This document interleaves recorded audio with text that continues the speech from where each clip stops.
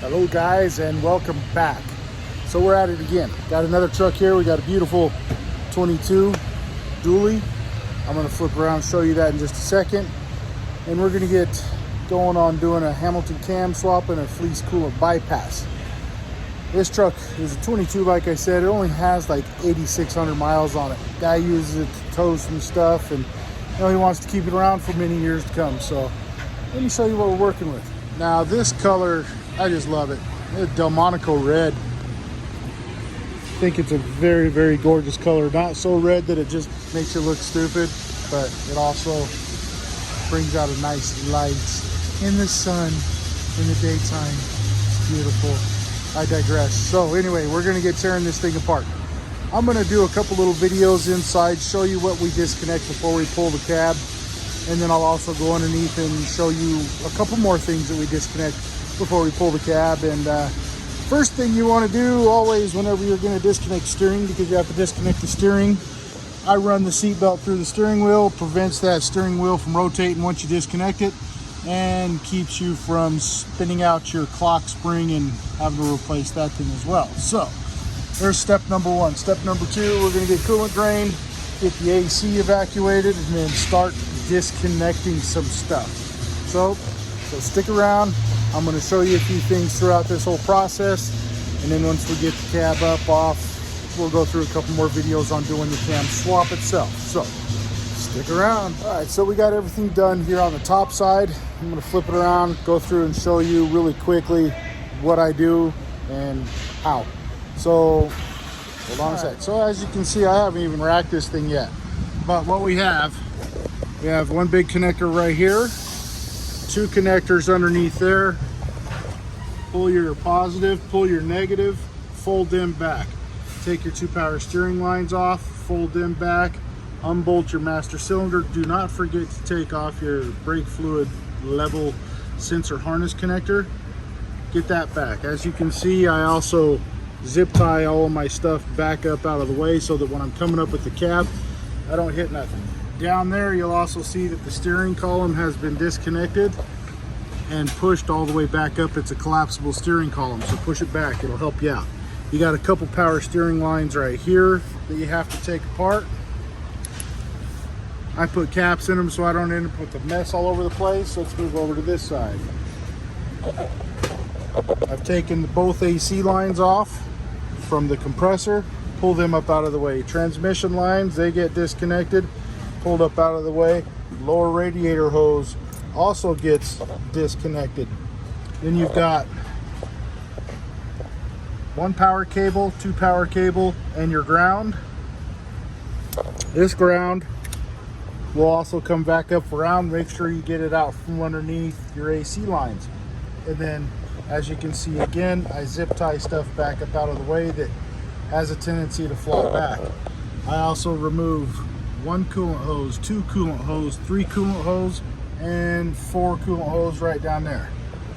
So once you get that stuff all taken care of up top here, real critical, you got to make sure that everything is being held back so that you don't snag nothing when you're coming up with the cab. Once you get all this stuff up out of the way, disconnected, then you can go ahead and rack it, lift it, disconnect some stuff underneath, which I'll go through really quick, and then we'll move forward with getting the cab off. Stay tuned. All right, so here's some stuff when you're removing the cab. A lot of people forget this one right here. It's on the driver's side back corner of the cab. You need to disconnect that camera line right there. Then you need to disconnect your emergency brake cable, separate it from right there, get it unfished.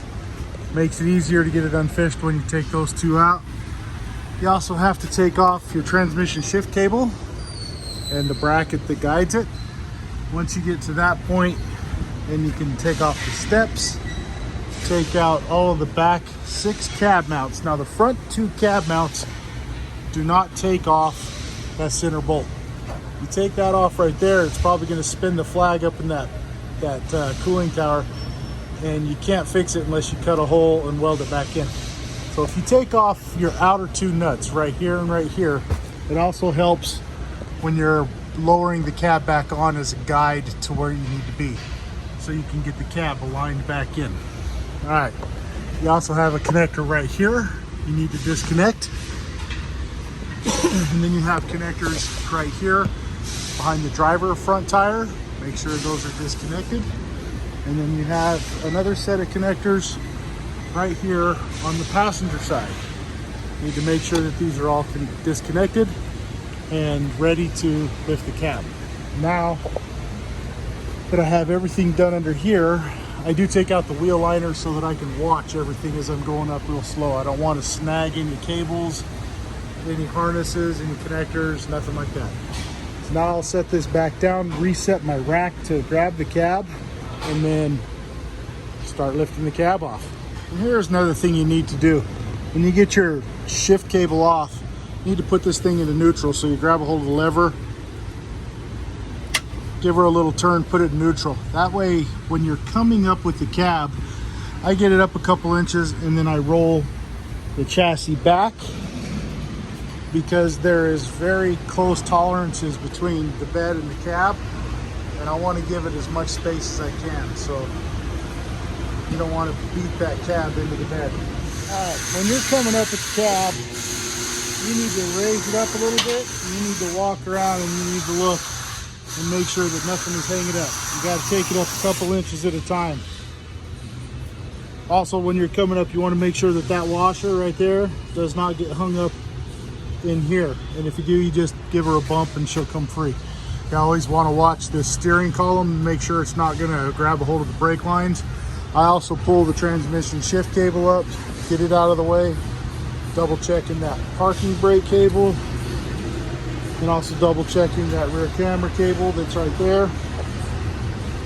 And you also want to watch, I've already rolled the chassis back a little bit. I do have a chalk right there on the tire.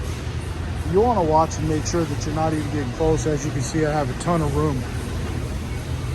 So you keep coming up a little bit more, a little bit more, a little bit more. Watch it when you get to this point right here, because as you can see, that chassis is going to hit my rack right there. So you move your block out of the way, roll it back just a little bit more, and now it clears.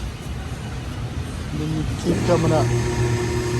Now going in reverse when you're coming back down, you got to be very careful, because you'll set that right there on top of the valve cover. That's no bueno. So as you're coming down, it's kind of like threading a needle. You want to make sure that when you get to certain points that you roll the chassis back forward while you're doing it. And now we're pretty clear, so I'm just gonna go ahead and take her all the way up. You keep watching. You never know when that parking brake cable might snag on something. An issue might arise, whatever. One time I accidentally did hook that master cylinder and I stretched out those steel brake lines, and we had to wait a week and a half to get new brake lines in. So it's always, you know, it takes you an extra 5-10 minutes to get to the points where you can just take it all the way up. You got to make sure everything is clear, nothing is going to snag. So now we've got the cab off.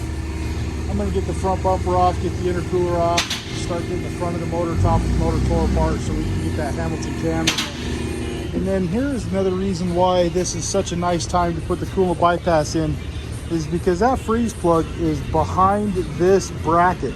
You have to take it off, toss it in the trash, make sure you relocate this over to this harness and zip tie it in.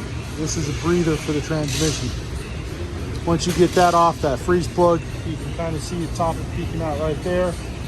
And then you can route all your coolant lines and your new thermostat housing.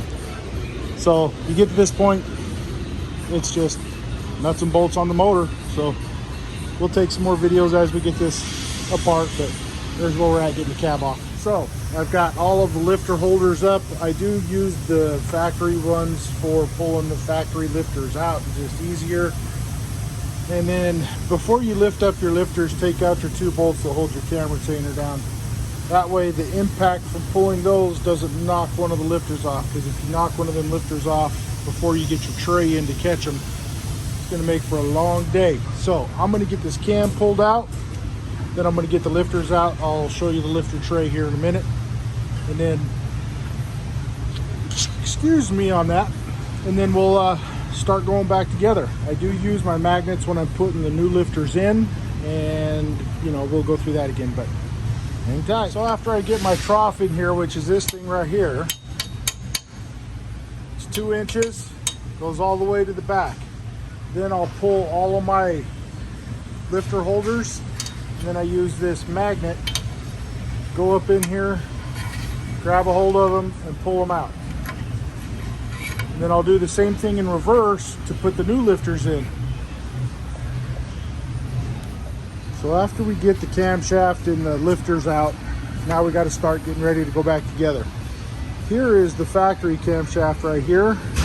As you can see, the lifter lobes are narrower than the new one. They are a lot wider because the lifters are a flat tappet design.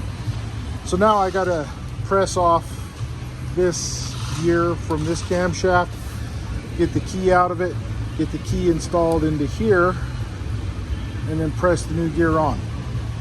Now, one thing you'll also notice about the difference between these two camshafts is this one is a solid camshaft all the way through. It's been machined out.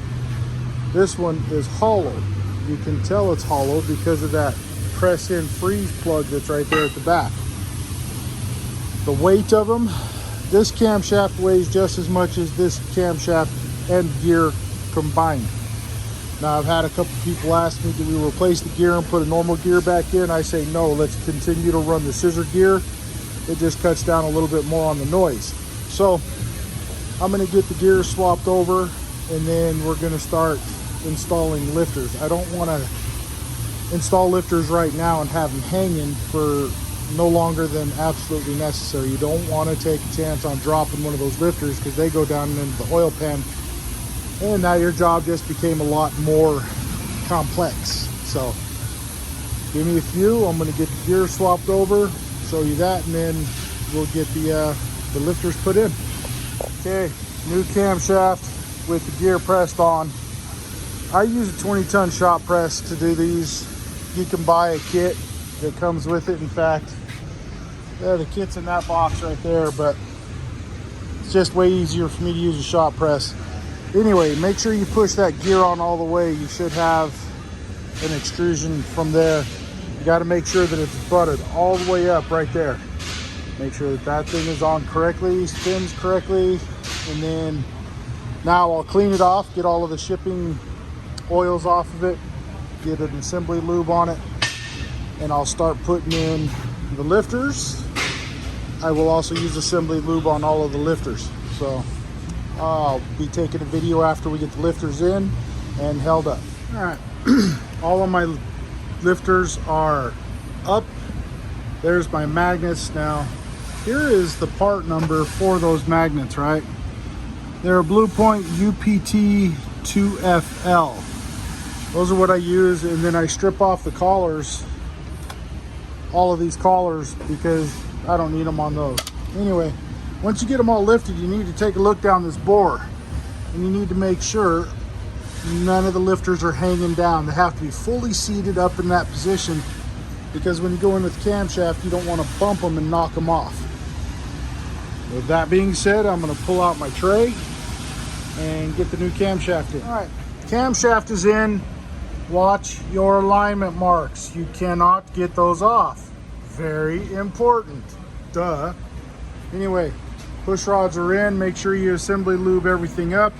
When I put the lifters in, I did put assembly lube down the middle of those so that we have assembly lube on all wear surfaces. Now I'm going to get ready to put in the rockers and then start going through the sequence of setting valve lash. Stay tuned for more. All right, so I've got the front cover back on the harmonic balancer. I do that so I can rotate the motor off of those nuts. I did set all the valve lash. We've got 10 on the intake, 20 on the exhaust. Now I can start putting the top of this motor back together and get this part all back together. And then I'm going to show you the Fleece cooling system bypass. Stay tuned and we'll get to that in just a moment. Okay, so there's the valve train put back together. We've got the Insane Diesel oil filter bypass on here. Now, mind you, this truck does have that on there, and I want to talk about that for just a second. What it does is provides a very fine filtration for the oil, and it's an awesome system. I'm going to be doing an install on a 25 this weekend, and we're going to collaborate that video with Insane Diesel. We'll sit down and have a chat with them, and then we'll release the video out to you guys. But this one, if you noticed, every time we were videotaping anything inside the valve cover, everything was super clean. So let's take a look at this. Here's the camshaft. Here's lifters. Usually when I pull these out of an engine, the oil is nasty black, and as you can see there, it is not. So the system is doing exactly what it's supposed to be doing, filtrating the oil down to a 2 micron, I believe, 2 micron filter, and it's going to drastically increase the ability for the oil to do its job, and thus it's going to make that engine last a lot longer. So we're going to do a full video on that here. You'll probably see it in the next 2 weeks, but it's an awesome system. I stand by it. They are a local company here in Utah. They're American made, for Americans, by Americans, so on and so forth. And of course, you know, they'll sell to anybody else. But as well, a lot of you know, I stand by American made product whenever I possibly can. Hence all of the Bank stuff. So this has the Banks Monster Ram. We've also got the Banks boost tubes, and we're going to be adding more Bank stuff onto this truck later on down the road. But for now, what we're going to talk about is this kit right here. This is the Fleece coolant bypass. You'll see some shops recommend or not recommend that. They have mixed reviews. I'm going to tell you flat out firsthand, I have seen this system drop the engine temperatures, including the engine oil temperature, considerably. One customer even said that his engine oil temperature runs about 30 degrees cooler than what it used to run. With that being said, here's how we install. We're going to have to remove this bracket right here. You're going to see me, I'm going to take this Christmas tree fastener out, attach it over to that harness, remove that bracket, pop out the freeze plug, get the rear thermostat mounted, get the front thermostat housing mounted, and then I'll run the hose. So hold on just a sec and we'll get to that point. So after you get that bracket off, you have that freeze plug in, use yourself a chisel, tap it and get it turned in the hole, and then grab a hold of it with something so that you can pop it out of there. Once you get that out, you need to clean this surface really well. In the kit comes a little Scotch-Brite pad. Clean that and lubricate the O-ring on the rear thermostat, get it installed. So the coolant bypass is on, hose is routed, secured, everything is good to go. I've got the rest of the front of the motor on. Just got done putting the intercooler in and the front bumper. I will get these tied up out of the way. Want to make sure that all of your stuff is still out of the way so that when you drop the cab back down, you don't snag something. Plus it's going to be a trick. Once you get down close, you have to roll the chassis forward and stuff. So we're good to go on this. I'm probably going to give you one more video after we get the cab on it. And then I've got to get the whole body back up, do everything underneath, change the oil, because we are going to be putting 1540 back in this. We do not run the 540 with the solid cam and lifters. So we'll get the oil changed on it, and then we'll do a first startup. And then I've just got to do a couple more things, do a quick alignment on it, and get this thing back to the customer. But for now, oh, one more thing. When you're putting boost tubes on, this is a good time to explain this. Make sure that your clamp is behind the upset of the tube that's inside the rubber right there. Sometimes you have to move your rubbers forward and back just a little bit to make sure that you have enough rubber. You can actually see the upset right there on the intercooler. You want to make sure you have rubber exposed on the other side of that clamp. Same here. Rubber exposed on this side of the clamp, the upset of the pipe right there, you're clamping the rubber in there. I've seen way too many of these jobs where somebody has not thought about it at all. Clamps are on the other side of the upset or right on the upset, and you put it right on the upset, you'll end up splitting that silicone. So anyway, we'll get the cab back down, and then next video you'll see, or next part of this video that you'll see is doing the first startup. So it'll be a few, but give me a little bit. Alrighty guys, so here we go. I've got oil in it, coolant is topped off, power steering fluid is topped off. Let's give her a first start, see what you think.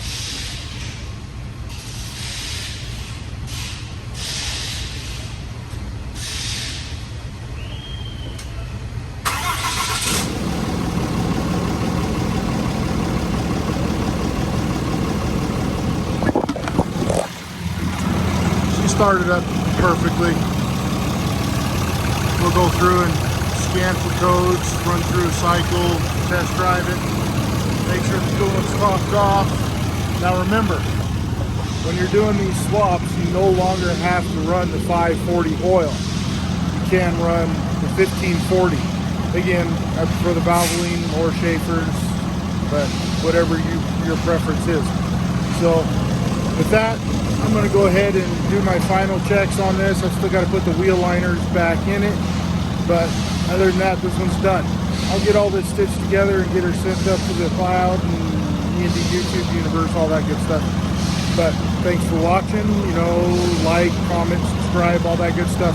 If you have any questions, reach out.